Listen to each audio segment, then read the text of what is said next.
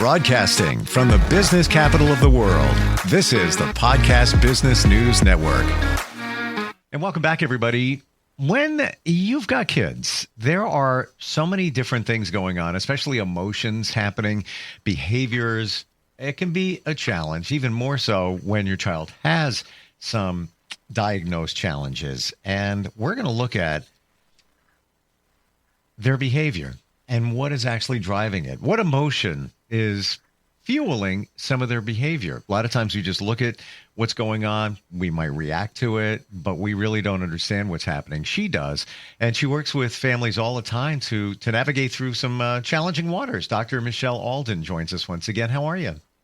Good. I'm glad to be here today. Yeah, it's good to have you back here. And this is one of those things that we take it for granted. You know, the thoughts behind the emotions, we just see the behavior, but we're not really processing what our child is really going through or what they're trying to express, right? Yeah, it was pretty early in my journey before I was actually even a therapist, but I was definitely a parent, and I was working with kids that had autism. And in the training that I was receiving, it talked about behavior is communication and finding out what the child is communicating. And I would say from that point on, like that's been a lot of what I've done as a parent and what I help other parents do is to understand more about what the behavior is communicating and what we can do about it. You know, that's a great point. And as parents, we don't see that. Your child is communicating. They're trying to tell you something. And we don't see it that way. We just see it as a certain behavior. Well, and it's challenging because the child's having a behavior, and even if the parent's trying to figure out what's going on, they're asking a lot of questions that the child may not be able to answer. They don't necessarily know what's going on either. You know? Yeah. They're not very keyed into knowing how to express what's happening. If they were, they wouldn't be having the meltdown or, being, all the things that we label them, defiant or all those things, because they would have the ability to be able to tell us, in a rational way what's going on. So when we're asking questions like, what do you need? Tell me what you want. I don't understand. It's all kind of, we're coming at them from the front and they're in the back of their brain having these reactions. Interesting, because then as a parent, you get frustrated. So then your emotions start getting fueled and it's coming from a good place because you just want to help your kid. They're struggling. There's, there's something going on there. It's not, I don't think any of us look at it and say, kids, they're being bad again, or, they're being defiant. They're doing it on purpose. Usually that's not the case. Yeah. I think that after years, sometimes of dealing with pretty severe behaviors and things, I feel like we do kind of sometimes write those things off. Like, oh, they have this diagnosis, right? Like they're oppositional defiant, or they have ADHD, or they're neurodivergent. They, all these things that are labels that don't necessarily tell us what's actually happening. I mean, for me, like I know what all of that entails. And so I can pick through that language and help the parents understand what's happening in their brain and, what's going on for the kids and what they can do about it. But for a lot of parents, it's like the child, whether they've been formally given that label or the parents given them that label, the teachers or whoever it is that's dealing with it day in and day out, it's not always telling us what we can do about it and how to address it. What's the starting point when you work with somebody, when you work with a family, parent, child, and there's challenges? Well, first, do you see a pattern of the same types of behavior? Do you identify that in order to help them? Yeah, so usually I find out what's going on in the struggles that the parent's having. And there's a lot of repetitive type things, like this is always happens in the morning, or this always happens at this time. So I kind of look at those patterns. And then I like to apply it to what is also going on in their brain. And so all of those behaviors that are getting those labels tell us how their brain is functioning. And so parents need to know that so that they don't keep addressing it the same way, because with a differently wired kid, you have to come around it a different way. And then I'm working with the parent to change their interactions with their child before I even start working on changing the child's behavior.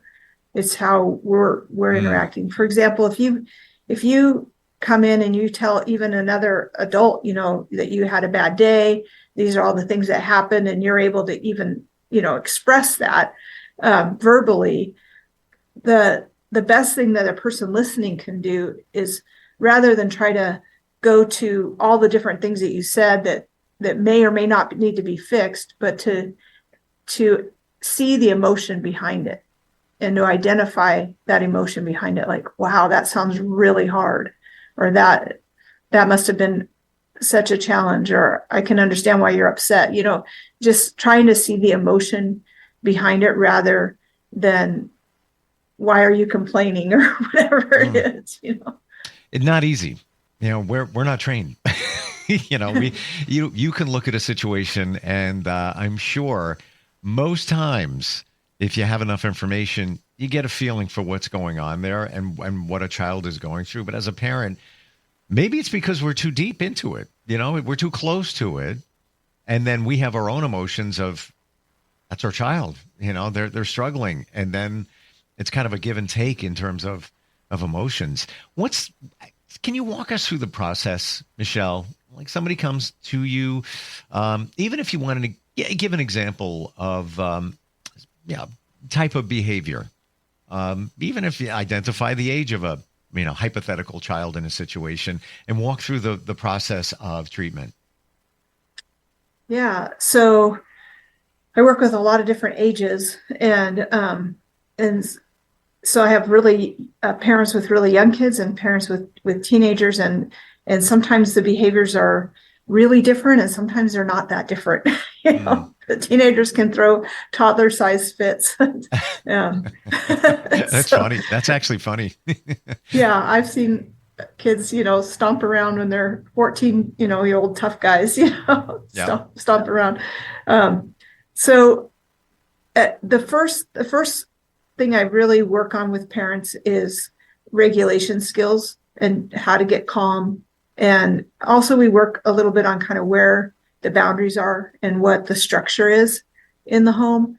But as far as it's like behaviors that are going on, I try to get parents to stop over explaining and to be willing to kind of sit with some of that emotion for a little bit. And that does take training, and because it isn't natural for us. Like, we are triggered by the things that are going on with our kids. And a lot of times we just want it to stop, or we just want to be able to get dinner made. We don't want to, deal with this right now. So, I have a family I was working with, and this happened quite a bit, where a child doesn't want to get out of bed. They're old enough to be responsible to have an alarm, but you have a parent that's spending the entire morning getting the child out of bed, going up to their room several times, like every 5 minutes, to try to wake them up, pull the covers off, all of these things. And so it's easy to kind of look at that and just be like, oh, well, they're just so tired, or they need more sleep. And, I'm trying to help them to be in a good mood by waking them up this way, but they're not. By the time it's over, everyone's in a bad mood. Things have been said that you probably didn't want to say, and you didn't want to start your day off that way.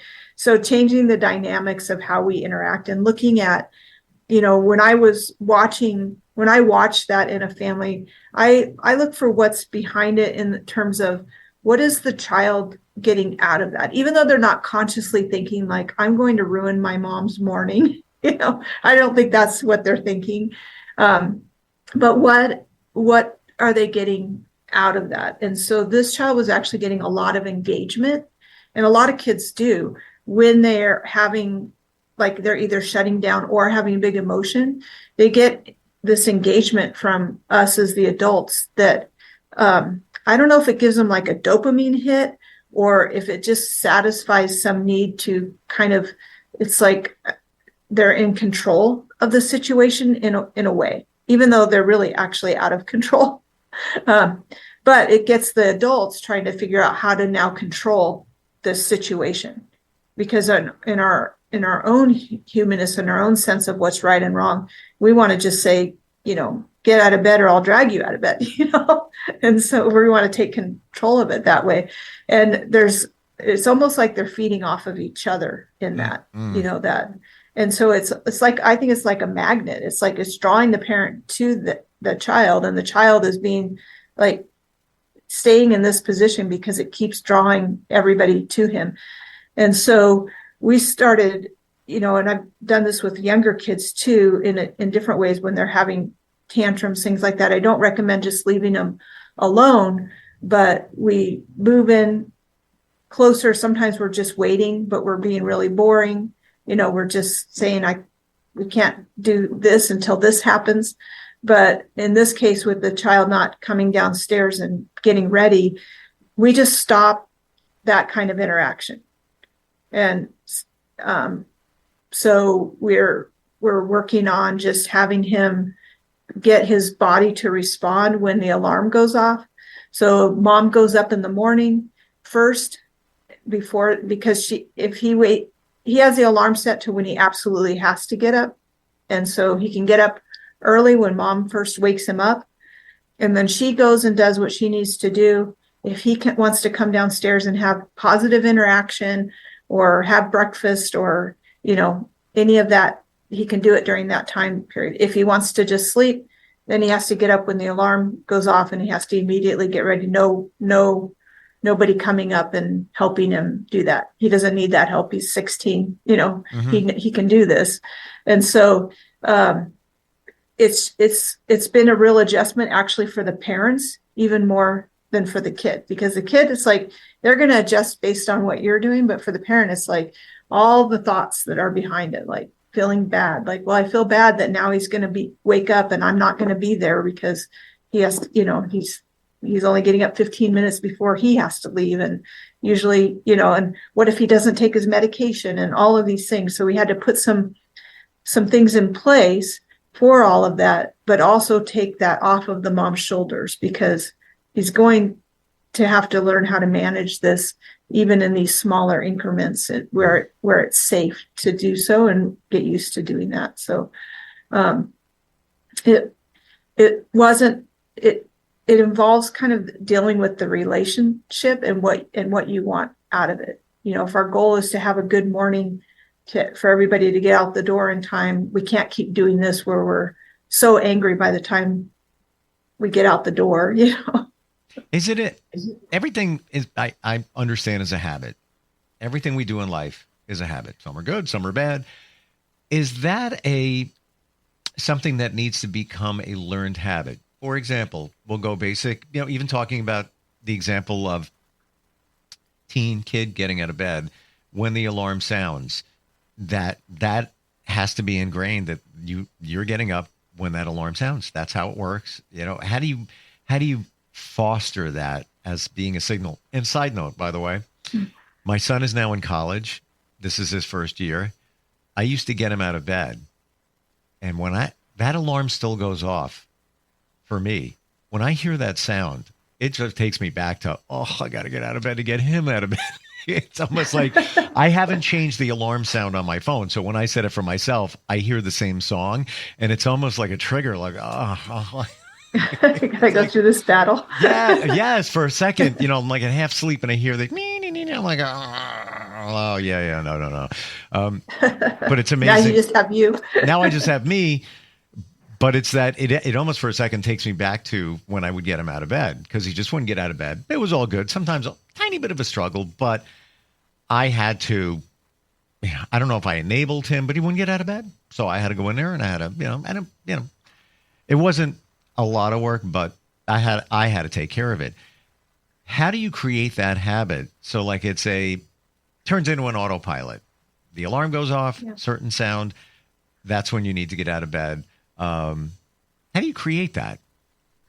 Yeah, that's interesting because that kind of goes back to what we were talking about in the beginning too, about understanding what's going on behind the behavior. Mm. And there's different reasons, right? Like why people might have a hard time getting out of bed. Most of the stuff that you can look up will say, they need more sleep or they need an earlier bedtime, all this kind of stuff. But if we put all that aside and just you have a kid that like this kid is actually awake. He's just waiting for all these interactions to happen, But I think that one of the things that we think is like, oh, how do I motivate them? Right.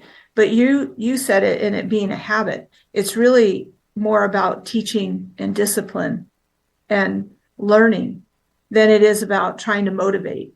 And so I think we spend a lot of time as parents thinking we're going to motivate our kids with this lecture or this thought process, or maybe even with a bribe or a threat, that's going to somehow motivate them. But if it's not, especially with your neurodiverse kids, like if it's not kind of right here in front of them with what's happening right now, that it looks like a lack of motivation. I mean, I've been told so many times that these kids are, lazy or not motivated or, unable to focus. They don't want anything. It's like, no, I don't think so. The motivation piece has to do with their executive functioning. So if we want to help them function better, we have to build in routine and structure and habits, which takes some discipline. So that's why we're trying to help this person to learn how to hear that alarm for himself, so that his brain does the same thing that your brain does when you hear that alarm. Yes. Where it's like, oh, that means I have to get up, because I can sleep right through a lot of noises on my phone, on my husband's phone. But when I know that I have an alarm set, I know I have to hear it and get up. So sometimes we put the alarm across the room. Some kids will sleep through it for a while, but we're also making it so like nothing rewarding is happening if you sleep through your alarm. Like, and I think that's part of training our brain too. It's the same thing with people that have trouble sleeping at night. If you get up and you do something that your brain wants to do, even if it's playing, games on your phone or watching TV, you're engaging your brain in a positive way that doesn't send your brain the message that being up at 3 a.m. is boring and you don't want to do that. That's a really great point. Nothing good is going to happen from sleeping past the alarm. Looking at it that way, Sure. Can a child process that? I think that they process it through the action of it. I don't think they process it by telling them, so when you tell them, like, this is what a lot of parents do. If you don't get up, then I'm going to have to keep coming up here, and then I can't get ready, and then I'm going to be late to work. And then if I'm late to work, I'm going to lose my job. And but you know what? What I'm hearing is me, my problem, me. What about the child? What about if you flipped it and said, if you sleep late and you miss the bus, then you're going to be late. That'll be another, lateness on your record, blah, blah, blah, blah. So it's more them than it is your situation, your problem. Yeah. And really it has to be short and concise, because if we go too far into the future, for a lot of kids with executive functioning skills, there's now and not now. So how does this affect them now? It's like, this is that alarm going off is your last warning. If you don't get up, we're all going to be gone. You're going to need to get yourself to school.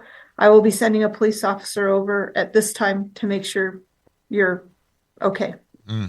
Yeah. It's very black and white, but it kind of needs to be that for some of these kids to kind of have that jolt of reality of like, it has Michelle, to matter. It needs to be that way for all of us. Short and concise. I'm a big proponent of that. I have a friend. We all get together, and when he talks, and he knows it, and he has a great voice, and he's a great guy, but when he talks, he just keeps going. And we say the same word over and over again. Laser, meaning laser it out, laser. And he's like, okay. You said the B word before. Let's go to there. Bribe. Is that ever a good thing to bribe? I don't like bribes, but I do like incentives. So is your paycheck that you get for working, is that a bribe or is that an incentive? It's an incentive to continue working. Right. And so I feel like that's where we kind of have to approach it from. And so a bribe, I feel like, is something we're kind of dangling out there. If you do this, you get this, come follow me, like the carrot with the horse. Yep. Where I feel like an incentive is it kind of surrounds the whole thing. Like, and it can even acknowledge, like, you might not like having to get up and go to school, or having, whatever it is you have to do in the morning. But here's why we're doing this. And here's the other piece of it. And I think when kids work for something, it's kind of like, I always tell parents, like, to have work first and then play. We get this done and then this happens. We get this done. So it's an if and then approach, which to me is more kind of building that incentive, which works more internally. We all have our reasons why we do things, even unpleasant things. I look at the bribe as challenging because if you're going to do an incentive bribe, it's short-lived. It's a one-off. You can't, every single day. If you get up, you'll get, when the alarm goes off, you get up, you'll get this. You can't do that every day. It's a one-off. I guess the incentive could be, it's the weekend. They want to sleep late. There's a family function, somebody's house. They don't want to go. They want to play video games. Yeah, I cut a little bit of slack there too. You had a busy week at school and everything, but we have, it's grandma's birthday. We have to go. Maybe an incentive there because it's a one-off. What are your thoughts overall there? Yeah, I think it's making it worthwhile for everybody, and realizing that most of the things that we ask kids to do, whether it's chores or, whatever, it is our agenda. And so there's one side of parenting that says, well, then we shouldn't make any demands, that everything should be if they want to, and if they agree to it, and all of that. And I just don't think that's really realistic. That's not exactly how our world operates, and the rest of the world isn't going to just cater to you. Yeah, well, that's a really great point. You got to be careful there too, because in the real world, we don't get those incentives all the time. Work, it's called a bonus if you're blessed to get one, or that's part of your structure. It's very, what I'm getting by and large from you today, Michelle, you really need to be intentional about your communication and your direction with your child. Even something as that seems so benign as going up and waking them out of bed with the alarm, there needs to be a plan in your mind, as opposed to, you need to get up because I'm going to be late and blah, blah, blah. It needs to be planned out. How are you going to approach it, really? Yeah. And think about, like, if this happens, then this happens, so, and it can be positive or negative. If you get up, I used to do this with my kids. We lived up in the mountains, and when I would bring them down to school, there was a guy that had this little coffee shop or, trailer on the part of the way down. Sure. And so everyone knew, like, on Tuesdays, if we were all ready to go at the certain, at the right time, then we had time to stop at Darren's coffee house. Nice. And they would get hot chocolate or whatever. And that was enough incentive for us to have a good morning, and get ready early. And everyone had to. I had to do it too. So we were all in it. We're all helping each other. Like, what can I do to help so we can go get coffee? Love that. And you need to be intentional there, because you would have to leave a little bit early to have the time to get the coffee, etc. Yeah. Yeah. And it's okay. It's like nothing. If we don't make it, it's okay. It's not going to ruin anybody's day. People might be grumpy about it because might have been somebody else that held it all up, but sometimes life just happens and it's like, we're not going to make it today, guys, or I don't have the money to do it today, or whatever it is, so, but that's part of, like, being together on things and creating that. So as much as possible, I try to make it, so it's like, yeah, we're going to go to grandma's house. I know you'd rather come home and I'd rather be at home and not go, but we're going to go do this thing because we love grandma. And when we're done, we're going to stop and get this treat, and we're going to spend the rest of the afternoon just chilling or whatever, Yep. Yep. Need a plan. That's but we don't think about this stuff. Again, we're in the trench, the front line. We're right there. We're so deep into it. We don't see it from your perspective and certainly your professional perspective. What's the best way to contact you? If somebody's going through challenges with their children, how do we find you? How does that all work? Yeah, so one thing people can do is go to my YouTube channel, Parenting Challenging Kids, and subscribe to that. They get free information like this all the time. Sure. And the other thing is to go to my website, parentingchallengingkids.com, and there's a page that says Get Started. They can set up a free consultation, and we can, meet and talk about whatever's going on. Sure. And you can meet virtually like we're talking now, right? Yep. I have a visual of being up in the mountains and going for that coffee, and it actually sounds lovely. I'm serious. It really does. I kind of miss it. I miss it. Yeah. You know what it is for me? It's, as I get older, I just want simple life, but just knowing Darren's coffee stand is like a local kind of feel to it, which not really where I am. There's nothing like that. Yeah, you got your Starbucks and things like that. But that just sounds wonderful. I would get up early for that, Michelle. Yeah. I had one family that did it for McDonald's.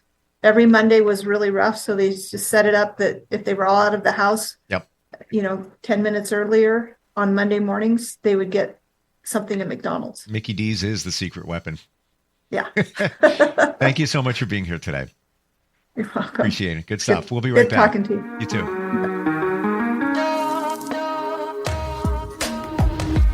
Broadcasting from the business capital of the world, this is the Podcast Business News Network. Let's go inside the mind of a 10-year-old. I should have worn those earrings today. I like those earrings. Gabby has those awesome earrings. I need to ask her where she got those, but that's just what she would want me to do. I'll have Michaela ask her for me. Buckle up, Sarah. Yeah, but then Michaela will be like, why don't you just ask her yourself? That's just like Michaela. Sarah, buckle up. Michaela's such a great name. I wish I was called Michaela. There's like a dozen Sarahs in my class. Hey, we're not hitting the road until you buckle up, honey. Oh yeah, seatbelt. I forget sometimes because my brain is like busy, I wonder if there's pizza at school today. Sometimes it can be tough to get through to your kids, but it's not impossible. Always make sure they're wearing their seatbelts, even on short drives. Remember, you have the keys, you have the power. Never give up until they buckle up. A message from the National Highway Traffic Safety Administration and the Ad Council. Visit safercar.gov/kidsbuckleup for more information.